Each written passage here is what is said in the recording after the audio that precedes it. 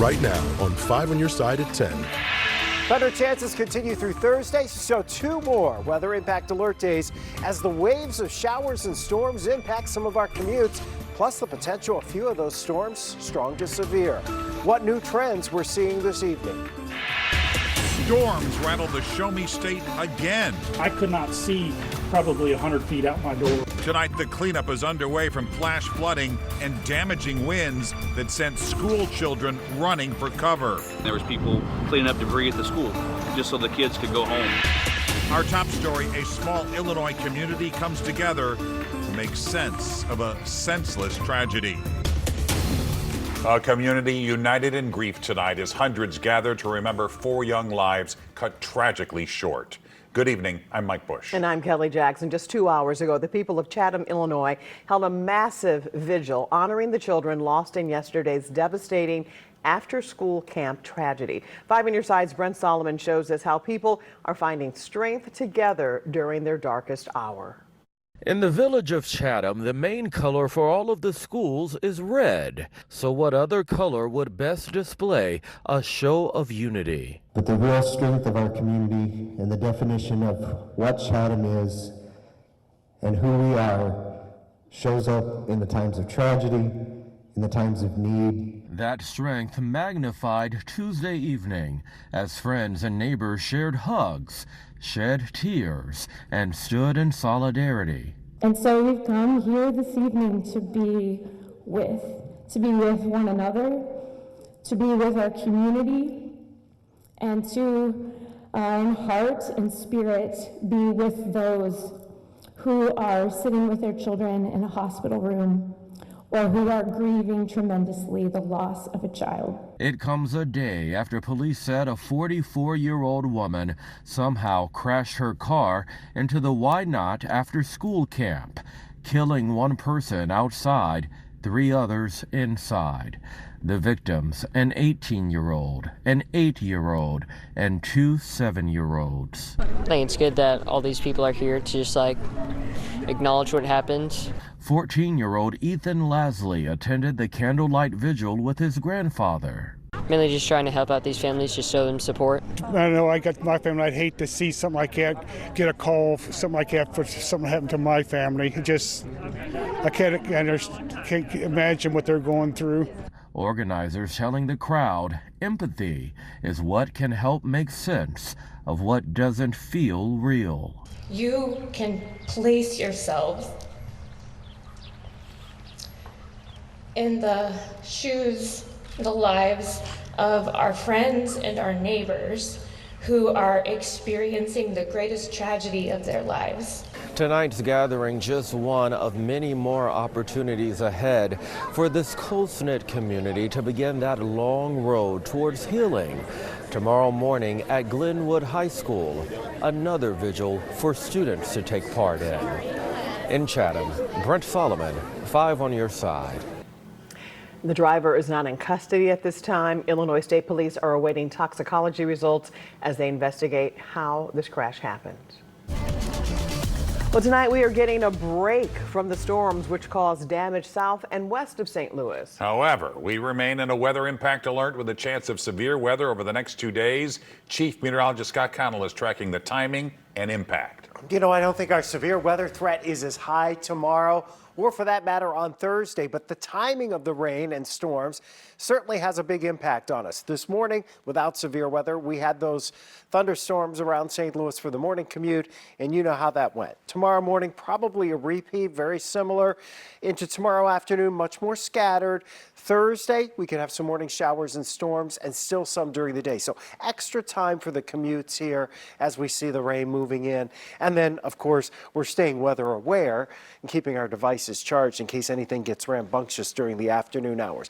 Storms tonight, they're intense. North Texas into Oklahoma. This is the cluster that eventually is going to work its way towards us. Right now, there's a couple of sprinkles down 44, but nothing substantial.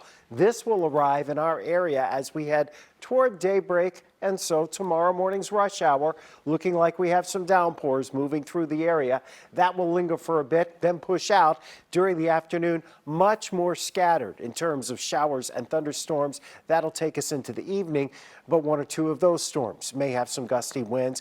And with the warm front lifting north, there's a potential we'll have some spinning with some of those storms as well. That won't impact you in the morning, but in the afternoon and evening, it certainly is a possibility. Just a level 1 threat, but even though it's only a level 1 threat, we're still going to be on alert tomorrow. Our weather impact alert will continue until we get this weather pattern out of here. And remember, you can get the weather impact forecast anytime just by texting weather to 314-425-5355. We'll send it straight to your phone, and our team of meteorologists will provide constant updates on the 5+ streaming app through our weather impact alert days. You can watch for free through your Roku, Apple, or Fire TV device. Devastation returns to Potosi as powerful storms slam the area for the second time this month. Flash flooding has ravaged the community, and the storms damaged more buildings. 5 on your side's Laura Barcheski is in Washington County, where officials are now preparing for even more rain headed their way. What's normally a quiet creek turned into a rushing river in Potosi as afternoon storms dumped tons of rain on Washington County. There were some homes in town that did suffer some flooding issues that they're still dealing with at this time. Actually, the street department is on the scene with engineers on some streets that were actually almost washed out. We're here on Jefferson Street, and this is the perfect example of why when you see water over a roadway, you need to turn around. Up here, the road looks completely fine. Just underneath it, the creek had washed out more than a foot of the rock and gravel, and if it would have gotten any more water in it, it could have completely collapsed. The buses travel on this all the time. I would say it's probably more packed than Main Street at some points after hours and stuff. And because there's only so many accesses off of this, there was only one way to get off of this road earlier. Potosi Elementary School had some damage, downed trees, one of their HVAC units was taken out, and debris from a nearby building littered the school grounds. There was people cleaning up debris at the school just so the kids could go home, in a timely manner. So that's the kind of community that we have. First Baptist Church had its steeple wiped off the top of the church, and the hospital also had some minor damage to the emergency door and the roof. We're working with our local emergency management team, and then we also have contacted our state representative, and he's been on the phone with the governor's office to let him know what's going on. It looks like we got another 4 days in the forecast of rain, so hopefully we can stay above water. Reporting in Potosi, Laura Barcheski, 5 on your side. School will be in session for Potosi students tomorrow. Officials want people to avoid Jefferson Street between Mill and Hall Streets, saying it will be closed for the next few days. The National Weather Service plans to survey the damage in the area tomorrow. A major cleanup underway tonight in southwestern Missouri after a powerful storm rolled through the area. A funnel cloud was spotted forming over Interstate 44. No tornadoes have been confirmed, but winds were clocked at 100 miles per hour, knocking down trees and power lines. Damage was also reported at the Springfield-Branson National Airport. Early morning lightning could be to blame for a massive fire at an apartment complex development in the Metro East. It took 10 departments to get the fire under control at the Latitude 38 luxury apartments in Glen Carbon. It's type 5 construction. There's no drywall or anything in that building yet, and it's not an alarmed building at this time, so we weren't notified till somebody drove by and saw that the fire was actually burning, so kind of a little late to the game. No injuries were reported. The cause of the fire remains under investigation. The developer says it plans to rebuild. St. Louis Mayor Kara Spencer is pumping the brakes on a $1 billion Metrolink expansion project. The north-south expansion, called the Green Line, calls for 10 stops between Fairgrounds Park and Dutchtown. Mayor Spencer told Bi-State Development she wants to reevaluate the city's strategy to secure federal transportation grants before proceeding. I'm looking to make sure that we have viability. When you're looking at a $1 billion project and you've got a funding stream of about $12 million a year to pay for it, you've got to have that federal matching dollar in place to be able to make it viable. On top of it, you've got to be able to account for maintenance and the ongoing operations of it. Bi-State Development President and CEO Talby Roach tells our partners at the St. Louis Business Journal that they're grateful for the mayor's interest and support and are looking forward to working with the Spencer administration. Tonight, 2 of the 3 people hurt in last week's Arch helicopter crash in the Metro East are out of the hospital. The medical chopper crashed Thursday night just after takeoff during a training exercise outside the Hartford Fire Department. We're told the third member of the Arch 1 crew out of Granite City remains hospitalized and is making progress in recovery. The FAA and NTSB continue to investigate the crash. We are learning more tonight about the recovery of a Ferguson police officer who was seriously injured 8 months ago during protests on the 10th anniversary of Michael Brown's death. Officer T.J. Brown suffered a traumatic brain injury. Ferguson Police Chief Troy Doyle shared an update today after recently spending 5 days with Brown at a rehab hospital in Atlanta, Georgia. He says T.J. is making strong strides and there is hope he may soon be able to continue his recovery closer to home. Doyle is asking the community to drop off cards of encouragement to the Ferguson Police Department, and he will personally deliver them when he goes back to visit Officer Brown again in June. Officer Brown's sister and closest friend are also sharing his powerful story of courage, resilience, and unwavering determination. In an interview you'll see tomorrow night at 10, they tell 5 on Your Side's Justina Coronel they're starting to see signs of the TJ they know and love. He's starting from scratch, but the progress has been phenomenal. We are just thanking God for answering all of our prayers. With a brain injury, things don't ever go as fast as we want them to go, but he's on God's time. You can see more of Justina's interview tomorrow night on 5 on Your Side at 10. Tonight, the race to contain the spread of the measles. This outbreak is the biggest we've seen in the last 25 years. The new warning tonight from health officials. Ditching devices over summer break. Tonight, we verify how much is too much screen time for your kids. Much of our screen time has been focused on radar analysis with these rounds of storms. More storms are on the way. We're timing out when this unsettled pattern ends in just 6 minutes. Tonight, a missing teen is back home safe in Missouri after being found in the closet of a registered sex offender in Colorado. Police say the 16-year-old was held at the home in Fort Collins for months. According to investigators, 44-year-old Maximilian Bundrescu drove to Columbia back in December to pick up the teen. The two met on a dating app called Boo. The girl reportedly told investigators she was held against her will and was forced to work for his snow removal company. Bundrescu is being held on multiple charges, including kidnapping and child sexual assault. We have a health alert tonight. The growing measles outbreak in the U.S. has grown to more than 900 cases. The World Health Organization is now warning the rise of contracting the viral infection is high in the Americas. Cases have been reported in several states, including Missouri and Illinois. And the vast majority are in Texas, where there have been 3 confirmed deaths. The CDC has set up a makeshift testing and vaccination center in the state, and many of those sickened have not been vaccinated. We know that the most important way to prevent measles is to get vaccinated. I think this really is a longer-term project to think of how we provide evidence-based information that meets communities where they are. The CDC says the vaccine usually protects against measles for life. Kids are counting down the days until summer vacation. Many of them will spend the long break by hopping on their devices instead of playing outside. And tonight, the Verify team's Megan Bragg looks into how much screen time is the right amount. Well, kids are looking at screens more and more, according to the American Academy of Child, Adolescence and Psychiatry. Children ages 8 to 12 in the U.S. spend about 4 to 6 hours a day watching or using screens. And teens, it's even worse. They're spending up to 9 hours a day on screens. So how much time should they really be spending on these devices? Let's verify. Our source is Dr. Arma Zuro, pediatrician with Novant Health, Dr. Marie Trace, behavioral pediatrician for the Cleveland Clinic, a study published in JAMA Pediatrics, and the American Academy of Pediatrics. Sometimes it may seem easier to hand your kids devices to get a little peace and quiet. I have this conversation several times a day.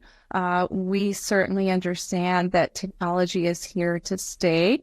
And so it's very important to discuss it with your child's pediatrician. Dr. Zuro knows there is no way to really escape the screen, but says for children 5 and under, it's important to think about how much time they are spending looking at it. Screen time can certainly affect development in children, especially if we started as early as 1 year old. And it really depends on what kind of quality screen time that is and how much they're using it. This study of more than 57,000 kids found too much screen time for a child at age 1 could lead to developmental delays, specifically when it comes to communication and problem solving at the age of 2 and 4. I'm looking at a screen. There's not a lot that's being asked of me, right? Versus navigating my environment, playing with my toys, being outside. So what's the sweet spot? According to the American Academy of Pediatrics and the CDC, kids younger than 18 months should have no screen time except video chatting with family and friends. 18 to 24 months should only view educational videos with parental engagement. Age 2 to 5, no more than 1 hour a day. And age 5 and older, no more than 2 hours a day. With preteens and teenagers, there's no one size fits all. It varies by their mental health, social skills, physical activity, and healthy habits. With your Verify, I'm Megan Bragg. If you have something you want the Verify team to look into, just send an email to verify@ksdk.com. Chief Meteorologist Scott Connell's here with the weather impact forecast. Can't seem to catch a break. No, I don't have a lot of great news other than it's not raining right now. And tomorrow there will be some dry time, but probably not for your morning commute. And you can see why. Over the last 12 hours, we watched one batch of rain go by to our south. Of course, that impacted St. Louis with just the rain. We had almost an inch today. We are now the 4th wettest April. One more day to go. We need one more inch to literally one more inch to be the wettest April on record. It could happen because we have this cluster of thunderstorms that continues to develop back across parts of Oklahoma here tonight. That is going to be moving to the northeast. This entire area essentially works up 44 overnight. That leads us into our weather impact alert for tomorrow morning's rush hour. And we're just going to keep this going into Thursday because we have more waves of showers and thunderstorms. While tomorrow morning's weather shouldn't involve severe weather, it's certainly going to slow the commute down, and we will have the potential for a few strong to severe thunderstorms tomorrow afternoon and again going into Thursday. Let's time it out. Here comes the rain tomorrow morning. We think during the morning rush hour, it will expand across the metro area. Some ponding on the roads tomorrow morning. Temperatures in the 50s. There'll be some thunder with this, and like the thunder we had early this morning with those cool temperatures, it rumbles and those sound waves really reverberate that thunder. Makes it awfully noisy. By midday, we're tending to dry out a little bit. Then during the afternoon, it's much more scattered in nature, but there still will be some showers and thunderstorms around, and the warm air is trying to come back. So that's one of the caveats tomorrow. Any boundaries could influence the potential of a strong to severe thunderstorm. The potential's there. It's lower tomorrow for most of us, more focused down into Oklahoma and into Texas. But if we can get a couple of thunderstorms tomorrow afternoon to get going, there's certainly the potential we could see some severe weather. As far as tomorrow morning, we think your morning commute will be on the damp side as the rain spreads in. Thursday morning, what do you know? Another batch of rain sliding across the region. Now, the main upper level system, at least in this phase of the storm, is lifting through on Thursday. That too could kick off a few thunderstorms in the middle of the day through the afternoon that could be strong. And then on Friday, we will nudge in, hopefully, the final of the upper level disturbances, but that's going to bring us some cooler weather. Temperatures holding in the 50s overnight tonight. Tomorrow, rain and thunder, especially in the morning, much more scattered in the afternoon. Cool start in the 40s and 50s, I should say in the 50s mainly, and then back into the lower 70s. The cooler temperatures with lows in the 40s coming for the weekend. Two changes we may have to make on this forecast. The weather impact alert running tomorrow through Thursday. That we've done. We go into Friday. We may have to increase the rain chance a little bit on Friday because we have that upper level system swinging down. It's the last one in this batch, and it's timing a little slower, which would increase our rain chances. It also wants to drag in a little cooler air for the weekend. So it says 20% chance of rain. That could be increased. It could be up to 30 to 40%, and we also may have to lower the temperatures down a few degrees over the weekend. See, I'm full of great Yes, news. you really today. are. Weather, but now the cooler weather could be back. All right, Scott, thanks. Frank is here with sports. Mike, the Blues coach is wearing a bandage We will explain. Mizzou basketball is about to make a fascinating hire, and wait till you see what a 13-year-old did in the gym to raise money for a good cause. And here's a look at the program streaming in late night on 5+ at 10:30. Killer cases. How a tracking device revealed a shocking twist in a jazz musician's murder. That's followed by In the News at 11. You can watch for free through your Roku, Apple, or Fire TV device.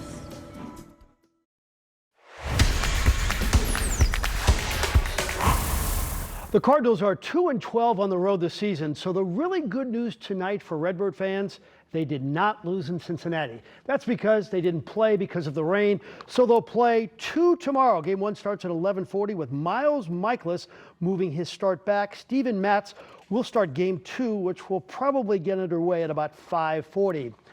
While the Cardinals winning on the road is kind of a dream, for the Blues, it's a need. Folks, you win tomorrow night in Game 5 in Winnipeg, and then you're coming back for a Game 6 in St. Louis, where the Blues haven't lost a game since Moby Dick was a guppy. The news from practice today was that Tyler Tucker is day-to-day with an injury and will not play in Game 5. Ryan Suter is back in the lineup.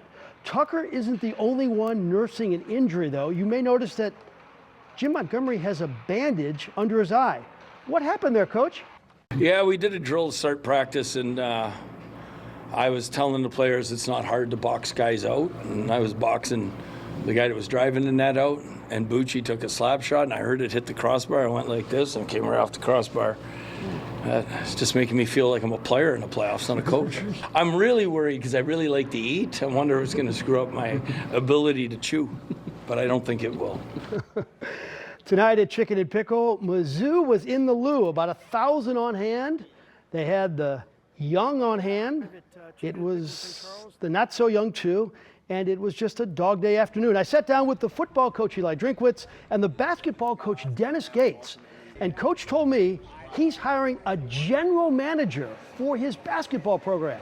In the process of doing it right now, and I just think ultimately this is where our game is going. You got to have somebody being able to remove themselves from the basketball component, dealing with the agent relations, dealing with the budget relations, dealing with what you just said, the budget, but also how do you maximize the potential of a team? And my expectation as a head coach, I can't do that without compromising the time of my assistants or compromising the time of myself.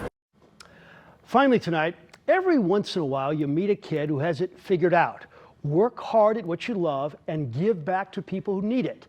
Photographer Randy Schwenkert and I ran into a young man just like that at the Creve Coeur JCCA. This is 13-year-old Jordan Soshnick, and at least for one day, he was Steph Curry. It was amazing. But I also wasn't surprised. Probably the coolest thing I've ever done. The 7th grade basketball shooter from MICDS decided to raise money, lots of it.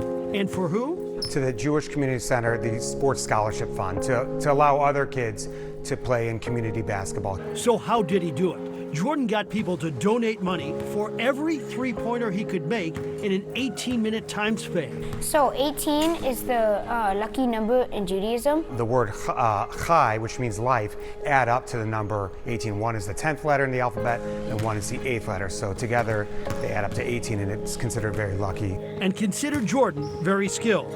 On that March 23rd day, he started hot and stayed hot. He's a very, very committed kid to his craft. He loves shooting threes. Did you ever feel nervous about it? I was nervous beforehand, but once it started, I wasn't nervous anymore.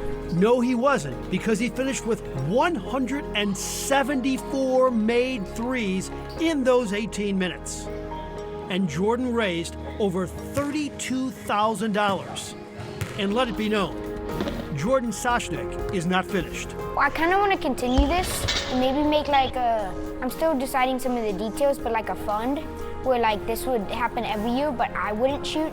It would be like where different kids from different nonprofit organizations would shoot for their organization, for everyone for 18 minutes. And I just feel like not only the J would benefit for it, but like everyone would get the chance to pay back their community. Wow. He says he wants to be a lawyer. He should be president. Let me tell you, when we went out to get video of him shooting, that wasn't clever editing. He was making 9 out of 10 in one spot, 6 in a row in another spot. He was And nailing look what them all. a difference he made. One after the That's other. really So terrific. Thanks. Good kid. Thanks, Frank. We'll be right back.